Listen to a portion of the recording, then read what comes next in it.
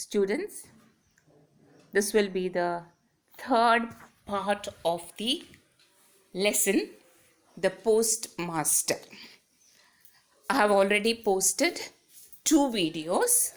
So this is the third part, continuation from where I stopped in the past one. Okay.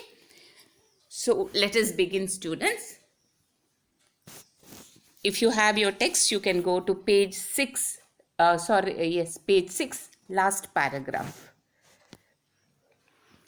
Relieved from her duties as nurse, Ratan took up her old place outside the door. So we know that the postmaster was sick for some time. Ratan took up the role of a nurse. She was a mother. She was a sister. She was a companion to him during his illness. She was all duties rolled into one, and the master, the postmaster, regained his health, and he had come to a decision that he was going to leave this place, this remote village, and go back to Calcutta. And that is why he applied for a transfer. And now Ratan, who nursed the postmaster back to health, once again was outside the door, waiting for him to call her. But she no longer heard the same call. She would sometimes peep inside furtively to find the postmaster sitting on his chair or stretched on his bed and staring absent-mindedly into the air. So Ratan used to wait for his call, but the sickness that afflicted the postmaster continued in his mind, let us say. Bodily he was fine, but his mind was not in this place. He was absent-minded. He was thinking something all the time, that he forgot all about this little girl, waiting for him to call her, waiting for to serve him outside his door. While Ratan was awaiting her call, the postmaster was awaiting a reply to his application. The girl read her old lessons over and over again. Her great fear was lest, when the call came, she might be found wanting in the double consonants. At last, after a week, the call did come one evening. With an overflowing heart, Ratan rushed into the room with her usual way of asking him, "Were you calling me, Dada?" So Ratan waited and waited patiently for the schoolmaster's call.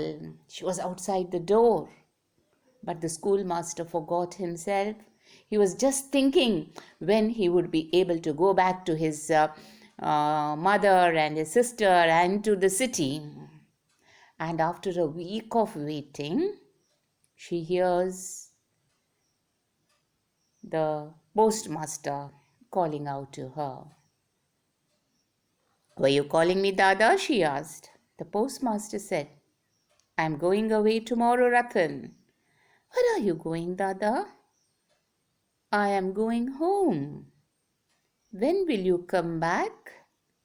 "I am not coming back." Ratan asked no other question. The postmaster, on his own accord, went on to tell her that his application for a transfer had been rejected So he had resigned his post and was going home. So the postmaster had taken a decision. The government was not willing to transfer him from this remote village to his city, and that is why, what had he done? He had quit his job. He had resigned, and he was not planning, he was leaving for his hometown without giving Ratan another thought. And Ratan had no other question. Her life would be blank, empty, without the schoolmaster. And she did not know what questions to ask. She was dumbfounded, maybe. The postmaster,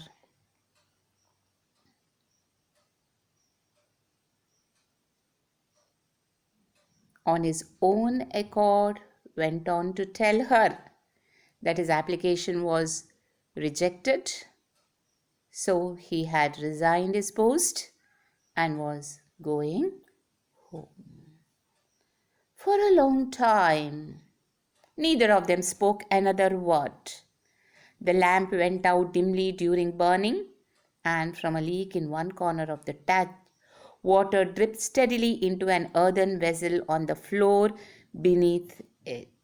The lamp went out. The lamp went on, dimly burning. Life has to go on in spite of the failures that we face, in spite of the tragedies that we face in our lives. The life has to go on in the same way as the lamp burns dimly. The water drips steadily into an earthen vessel on the floor beneath it. So life is going on. Time is passing. They are sitting quietly for some time. After a while, Ratan rose and went off to the kitchen to prepare the meal. But she was not quick about it as on other days. She was depressed. She was sad. She could not concentrate on her job. And that sadness showed in the slowness of her work. Many new things to think of had entered her little brain. When the postmaster had finished his supper, the girl suddenly asked him, "Dada, will you take me to your home?"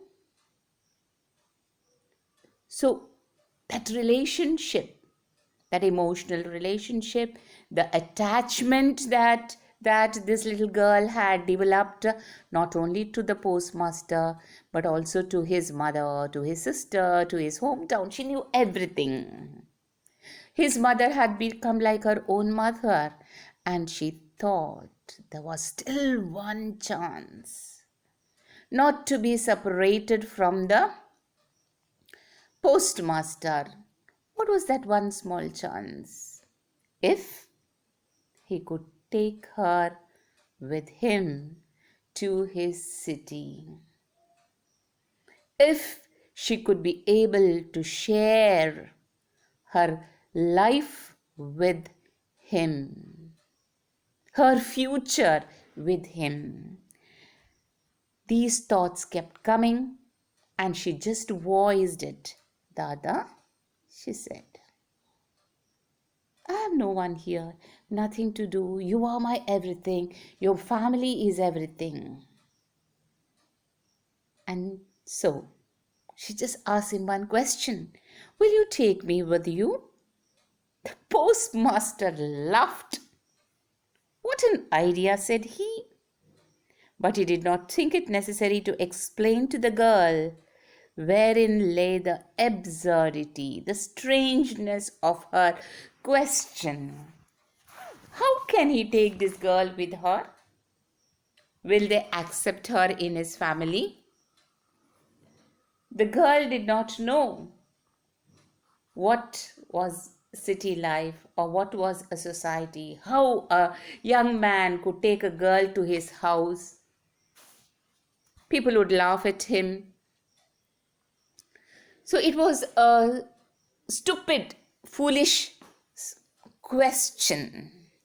A question that never thought, that never entered into the postmaster's mind, taking this girl with him. It is not possible.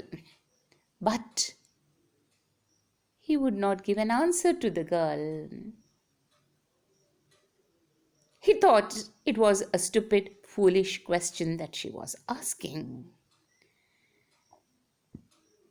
The whole night, in her waking and in her dreams, the postmaster's laughing reply haunted her. What an idea! She kept on, okay, the postmaster will not take me. He made fun of me. He made fun of my ideas. He did not understand. Yes, he did not understand the love that this girl had for him, the attachment, the emotional attachment that the girl had developed for him and towards his family too. And he just made fun of her by saying, "What an idea! How can I take you with me?"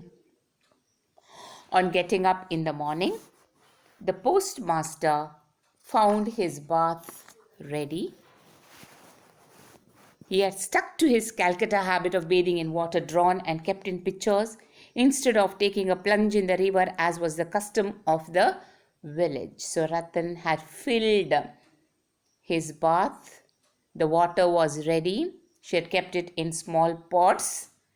And this was the Calcutta style of bathing in the morning. In this village, people would just jump into the river and have their bath.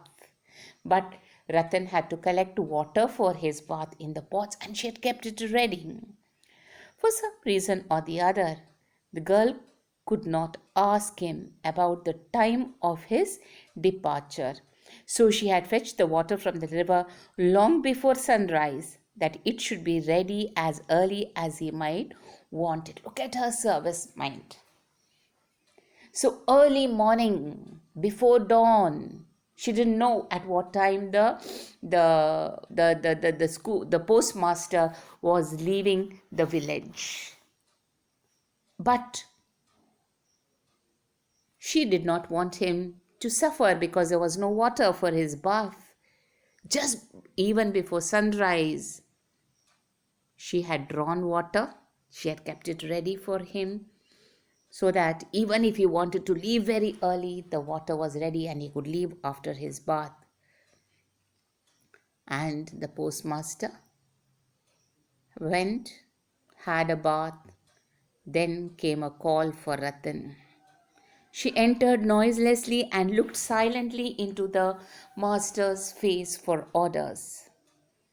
The master said, she was worried, anxious looking face, but very silently, without asking any questions, ready to accept her fate. She looks at the schoolmaster's face, and the master said, "You need not be anxious, worried about my going away, Ratan. I shall tell my successor to look after you. Don't get worried. The next postmaster who comes here will take care of you. I will leave word with him." These words were kindly meant, no doubt, but inscrutable are the ways of a woman's heart. These words, he was taking care of her future by telling her, the next postmaster will take care of you. I will put in a word with him. Don't worry. But Ratan had different thoughts. She wanted a future with the postmaster. She wanted to go with him. Strange are the ways of a woman's heart.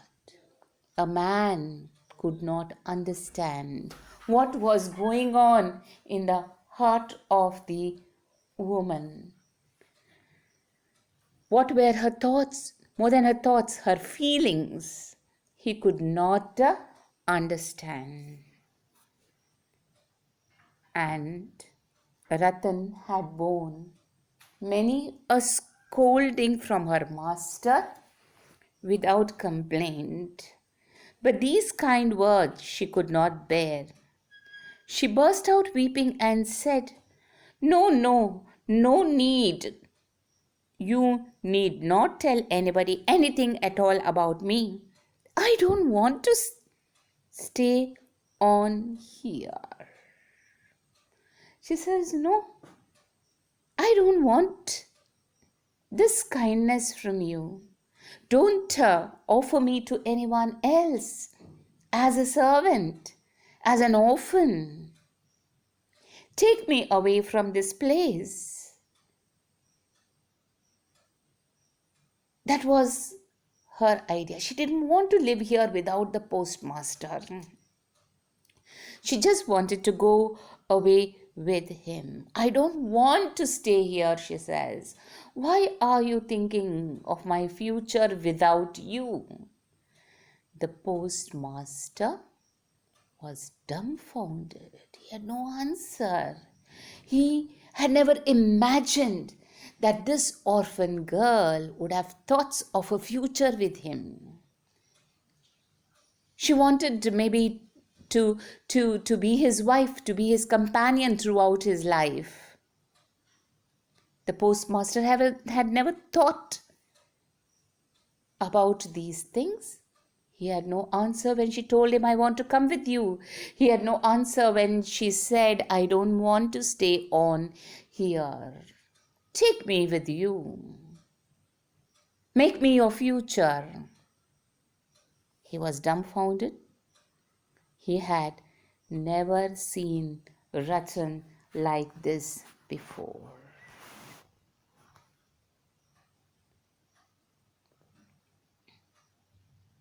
The new incumbent, the new postmaster, duly arrived.